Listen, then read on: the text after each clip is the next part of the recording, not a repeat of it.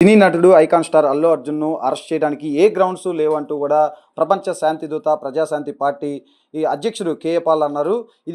ఇది ఒక పొలిటికల్ అరెస్ట్గా కూడా ఆయన అభివర్ణించారు. అయితే ఈ అల్లు అర్జున్ అంటే ప్రత్యక్షంగా కానీ పరోక్షంగా కానీ ఆయన ఎవరి చావుకు ఆయన కారణం కాదు అంటూ కూడా అల్లు అర్జున్ అల్లు అర్జున్ అల్లు అర్జున్కు ఆయన సానుకూలంగా మాట్లాడారు. అయితే ఈ విషయంలో కావాలనే కొంత రాద్ధాంతం చేస్తున్నారంటూ కూడా కేఏ పాల్ అయితే ఇక్కడ ప్రభుత్వాన్ని కానీ పోలీసులు కానీ ఆయన ఆరోపిస్తున్నారు.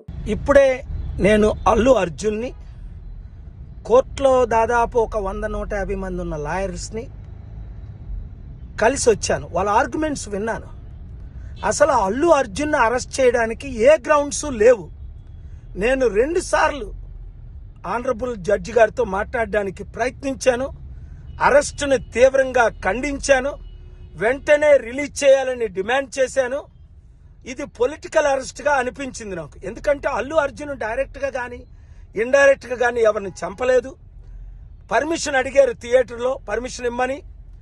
వాళ్ళు కొంతమంది పోలీసుల ఫెయిల్యూర్ని బట్టి ఇది కేవలం పొలిటికల్ అరెస్ట్. రేవంత్ రెడ్డి ఏమంటాడు, తమ్ముడు నాకేం సంబంధం లేదని ఢిల్లీలో చిట్ చాట్లో అంటున్నాడు. చట్టం తన పని చేసుకుంటుందని. మరి గురు శిష్యులు చంద్రబాబు నాయుడు గారు రేవంత్ రెడ్డి తమ్ముడు ఓటుకునేటు కేసులో అడ్డగా దొరికినప్పుడు మరి వాళ్ళెందుకు 5-10 సంవత్సరాలు జైల్లో పెట్టలేదు? చట్టం తన పని చేసుకుంటూ వెళ్తే చట్టం తన పని చేయట్లేదు కనుకే పొలిటికల్ నాయకులు చంద్రబాబు నాయుడు గారు ఉక్కసలాట్ మీటింగ్లో ఆయన స్టంట్ చేసినప్పుడు 2019లో పుష్కరాల్లో 23 చనిపోయారు. 2022 కందుకూరులో 8 మంది చనిపోయారు చంద్రబాబు నాయుడు గారు రాజకీయ మీటింగ్లో. 2023లో మళ్ళీ పర్మిషన్ ఇచ్చి 3 చనిపోయారు. మరి అలాంటిది చంద్రబాబు నాయుడు గారిని అరెస్ట్ చేశారా?